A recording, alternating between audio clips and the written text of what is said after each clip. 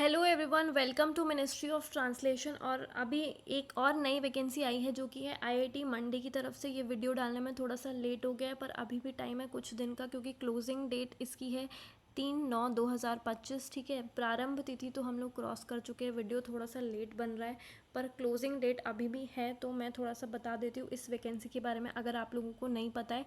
IIT मंडी की ये vacancy है जो कि हिमाचल प्रदेश में है, और इसमें काफ़ी सारी वैकेंसीज है। मैं सारी रीड आउट करूँ। Medical officer, staff nurse, junior engineer civil electrical और जूनियर सुप्रिटेंडेंट राजभाषा में।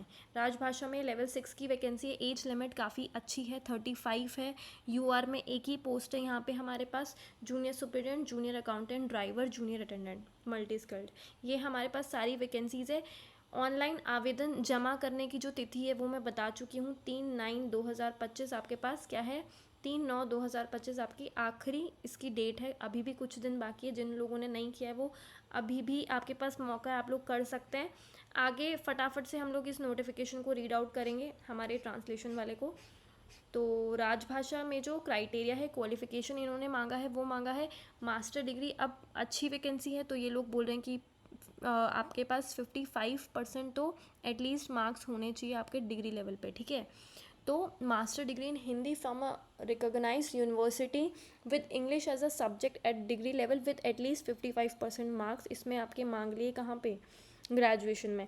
मास्टर डिग्री हिंदी में है तो इंग्लिश क्या होना चाहिए, डिग्री लेवल पे होना चाहिए 55% मार्क्स के साथ। और मास्टर डिग्री आपके पास इंग्लिश में है तो हिंदी आपके पास ग्रेजुएशन लेवल पे 55% मार्क्स के साथ होना चाहिए। इसके अलावा इन्होंने ये भी बोल दिया कि 1 ईयर का आपको क्या चाहिए, रेलेवेंट एक्सपीरियंस होना चाहिए ट्रांसलेशन का, in the grade pay of rupees 2800 की ग्रेड पे, मतलब लेवल 5 या फिर उसके इक्वलेंट आपके पास 1 साल का एक्सपीरियंस होना चाहिए। जूनियर सुप्रिटेंडेंट की ये पोस्ट है। इसके अलावा अब ये जो वैकेंसी है इसको आप मास्टर्स के बेसिस पर भी अप्लाई कर सकते हैं और आप बैचलर्स के बेसिस पर भी अप्लाई कर सकते हैं। अगर आपने बैचलर्स नहीं किया है, मतलब मास्टर्स नहीं किया है, पर आप बैचलर्स के बेसिस पे अप्लाई करना चाहते हैं तो भी कर सकते हैं।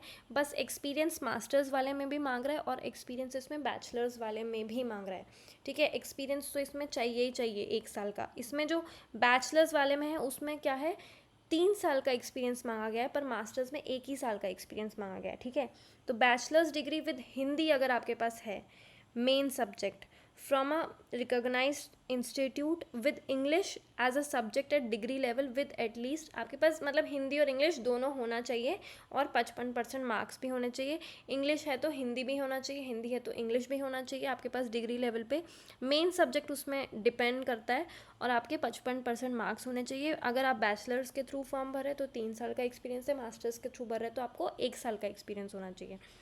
डिज़ायरेबल इसमें मांगा गया है कि अगर आपके पास प्रोफिशिएंसी है MS Excel, Word, PowerPoint तो अच्छी बात है, पर ये डिज़ायरेबल है, कंपल्शन नहीं है। ठीक है, having experience in reputed organization related to the translation of scientific technical documents. समझ आ गया इतनी बात। आप ये डिज़ायरेबल है, ये इतना ज़रूरी नहीं है, फिर बाकी की पोस्ट तो है ही।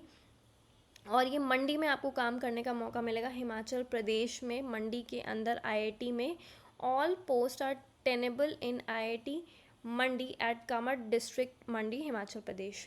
All positions are initially on probation as per institute norms from the date of joining the post in the institute which can further be extended। आपका ये probation पे है जो further extend किया जाता है, जा सकता है। the appointment will be regularized on successful completion of, मतलब वही वाली बात है कि आप लोग probation पे रहेंगे, उसके बाद आपका जब वो ख़त्म हो जाएगा तो आपको क्या कर दिया जाएगा, रेगुलर एम्प्लॉय घोषित कर दिया जाएगा।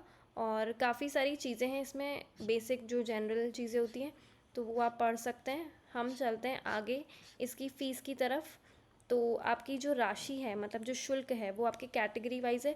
तो आपका पोस्ट कोड यहाँ पे 5 है इसका राजभाषा वाले का। तो अनरिजर्व्ड और ईडब्ल्यूएस यानी कि जनरल यूआर और ईडब्ल्यूएस के लिए जो आपकी फ़ीस रहने वाली है फॉर्म फिलअप की, वो 500 रहने वाली है। और बाकियों के लिए क्या रहने वाली है, 400 रुपये ओबीसी के लिए है और 300 रुपये है हमारे पीडब्ल्यूडी एसटी एससी विमेन के लिए 300 रुपीज़ ही है।